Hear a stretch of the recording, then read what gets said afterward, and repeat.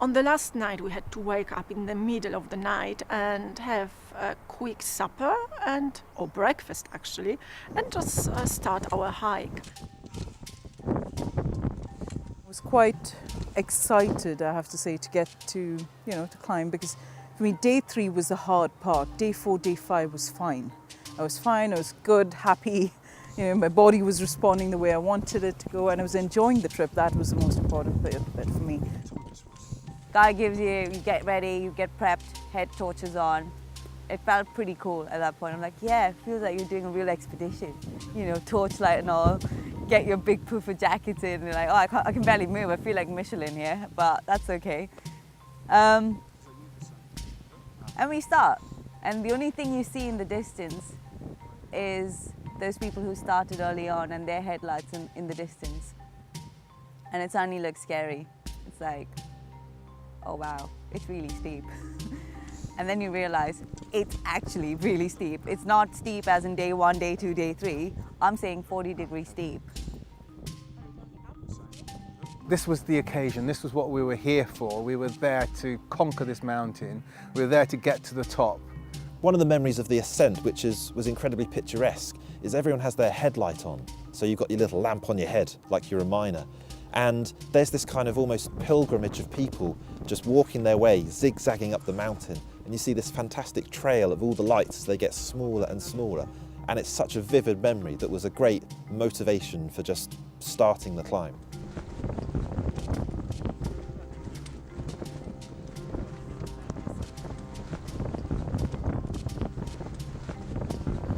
I was feeling nervous because I felt like I might be holding people back, that were faster than me.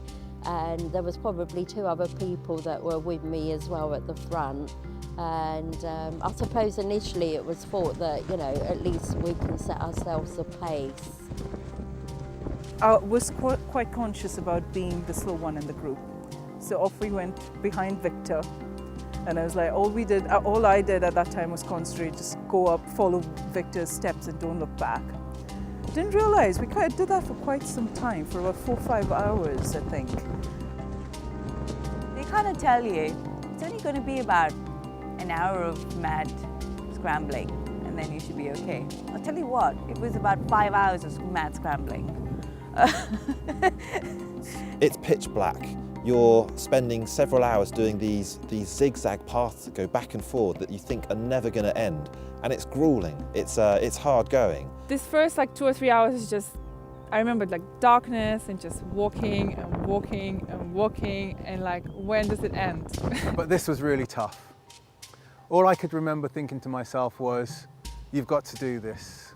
You can't let anything stop you from doing this. You have to be single-minded. That part of the climb, that first 2 hours was just the hardest for me out of the whole climb, because it was so monotonous, so tedious. And we just kept it was really dark. The wind was really strong, and we just kept putting one foot in front of the other and just kept going and kept going and kept going, and you couldn't actually see the time. It was very, very dark at the middle of the night. It was very, very cold, but we were well prepared. We were warned that we should put on all available layers. We did it, and we didn't suffer from cold. Getting up Stella Point was, for me, the most difficult, I think. With walking for 5 hours in the cold, and then seeing this steep incline with rocky terrain was a challenge, and I needed a lot of energy there. I could already feel that I didn't feel perfectly well on that day, and the fact that we started at night time, I think, made it worse because I was tired and it was quite cold. But I felt warm. I was wearing enough layers, but then maybe after the first hour I felt a bit weak. And normally I wasn't at the back of the group. I was always middle or front, and I felt very weak. So I stayed at the back, and then I had a little bit of a headache, not too much, but then I felt all of a sudden sick, which I never do.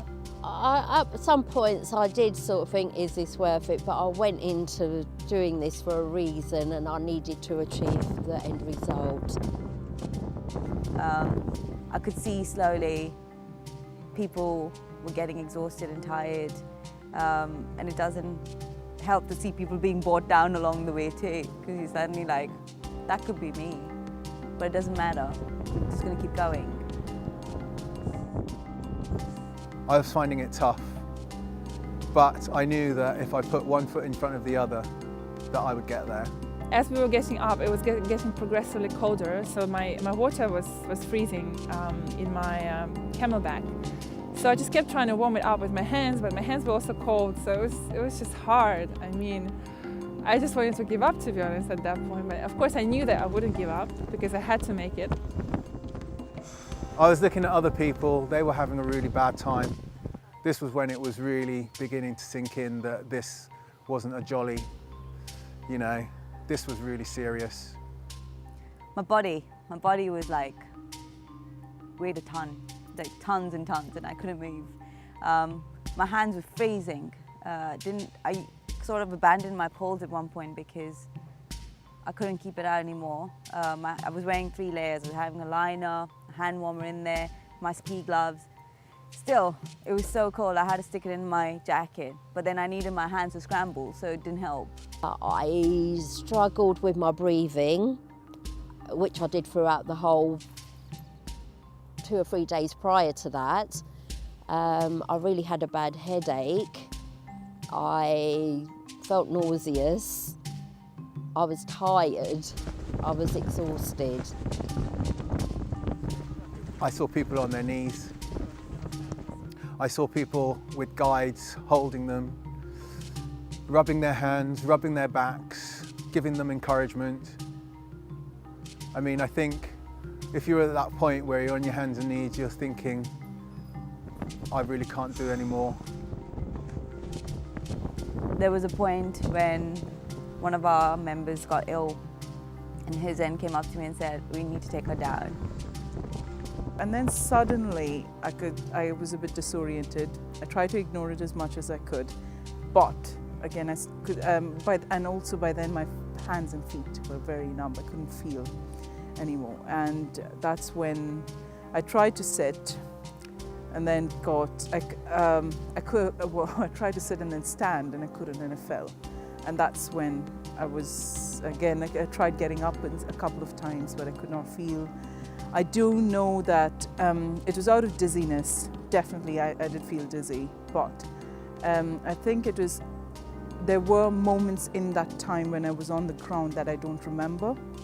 I believe Sam spoke to me. I don't remember that. I just remember seeing her face. A couple of people, I think, spoke to me, and I do remember like flashlights in my head, but I don't remember the faces. I don't remember a lot.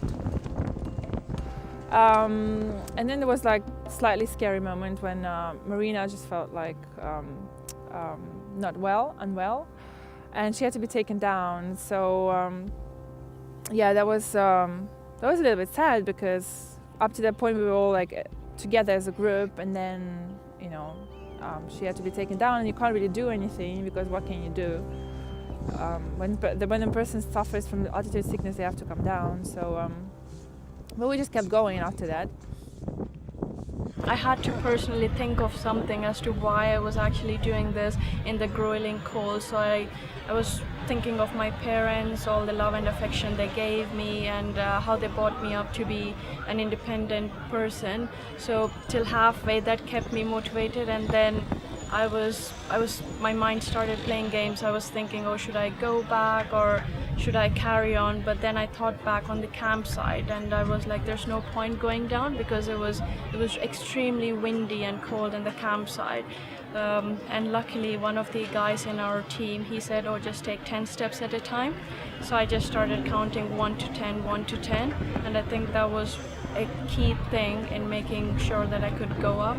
As I was climbing up Stella Point, all I was thinking about is how my father managed to climb up 99 floors of the John Hancock Tower, and how he managed to climb up a mountain in Colorado, 14,400 feet, in his weakened condition. And if he could do that in his weakened condition, I could climb up Stella Point and go up to Uhuru.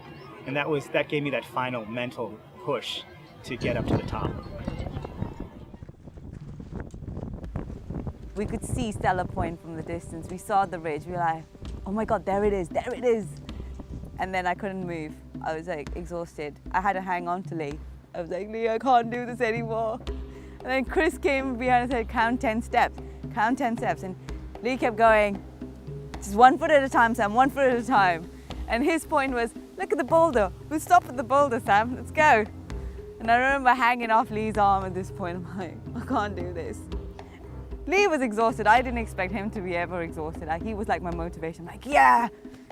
So the final hours before you reach Stella Point, as the light slowly started to come up, was a mixture of feelings. You're fatigued by this stage. It is a really hard trek the final night, be under no illusions, it's difficult. But as you see the sun come up, it was the most fantastic feeling to see the sun rising over Africa from one of the highest points in the whole continent. You know, we were at a really high point and you could see everything. It was, you know, it was such a glow, you know, and it was a gradual glow, but, you know, it was amazing. And I think I'll always remember that point. Yeah, when I saw Stella Point, I thought, okay, let's go to Stella Point. There will be maybe a little hut and then I can rest and go back. So I focused everything on Stella Point. And then I arrived at Stella Point and there's no hut. Once we got to Stella Point, I thought, oh, I'm here. You know, it was such a relief. You know, I was really, really struggling and I probably couldn't have taken any more. But I just, you know, I was so relieved when I saw that sign with Stella Point on it and thinking like, oh my God, I can't believe it, I've done it. I just started crying. Didn't even know why, but I just started crying. When I arrived to Stella Point, I was physically and most and foremost mentally exhausted. I was ready to give it up. I was thinking, why do I need to go to the main peak? I'm high enough and I'm higher than any of my friends ever went to, so I'm satisfied with it. And then he said, you can carry on to the real summit. It's only 40 minutes, only 40 minutes. That was really, yeah, I could not imagine how I would ever be able to walk another 40 minutes. I guess mentally, in my mind, I was already picturing, okay, we're there, but we were not there. When I found out that there was another hour's hike from Stella Point to Uhuru Peak, I thought the guide has to be kidding me. It was extremely challenging and I was thinking, you know, can I actually make it? I was already completely shattered. I was just waiting for somebody to suggest that we should stay at Stella Point and wait for the others, half an hour maybe, and just join them on the trip down. Well, unfortunately, or maybe fortunately, no one suggested such a thing, so I had to go. From then on, it was fairly easy, but it's a ridge walk, and you kind of look around you and you think, wow, this is amazing. You see glaciers on one side, you see, you know, volcanic ashes on the other side, you see the crater, you kind of go, this is pretty amazing. How can one place have so many different landscapes? This is brilliant. I just kept walking, I was feeling dizzy, I was starting to hallucinate a little bit, but nothing too serious. You know, I was still coherent, I was still like recognising what's going on around me and things like that, and I was telling myself, right, that's it, I just need to concentrate, I just need to carry on, it's only an hour. At some point we saw Tanya, she was like, we were calling to her like, Tanya, Tanya, she was not reacting. So at that point I realized how bad altitude sickness can be, because I was luckily quite fine. Also, when I was on top from Stella Point to the peak, I remember I met some of the group and I didn't want to talk to anybody. I just felt I'm not able to have any kind of conversation. I need to focus all my energy on getting to the top. Walking to Uhuru Peak, this was when I started to become euphoric. It was amazing. You know, I was almost there. People around me, I was just chat. I don't know where it all came from. It was just a stream of blah. And I also remember like Kevin was really agitated. He was like approaching people and saying like, I'm drunk. It was really funny. It was amazing. It was an amazing feeling, you know, feeling like that, feeling so euphoric. But this was altitude sickness, and I was in trouble at that point, actually. Kevin was sort of hallucinating and singing things. He was like saying all sorts of wonderful things, and we said, yeah, we were deciding, should we have a race when we get to about 100 meters from the summit? We were both kind of saying, yeah, let's do it, let's run. And then by the time we got there, we were singing Hakuna Matata, and we were singing, I don't know, Lion King numbers and all sorts. And by the time we got to the point, we couldn't run. We were just too exhausted. We tried. I'll tell you what, it felt like there were weights hanging off my boots and I couldn't do it.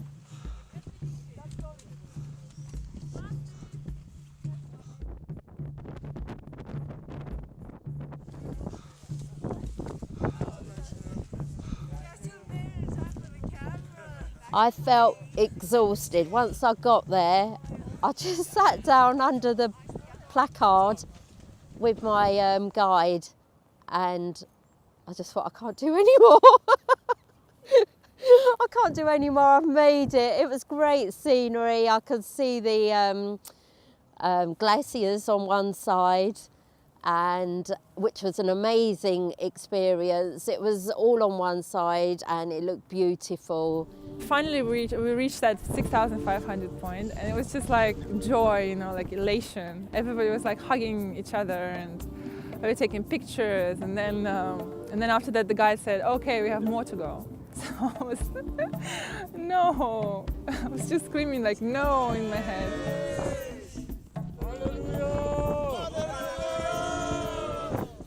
And everyone was just like hugging and shouting and congratulating each other. And then next thing I know, everyone's like, let's get in the picture. And we get in the picture. And then I realized Tanya and Seema hadn't made it just yet. But I got news that they were on their way, so it was fine. But then we all just stood together and we took a picture, and then suddenly everyone started singing happy birthday to me. It felt pretty amazing at that point. I was like, wow.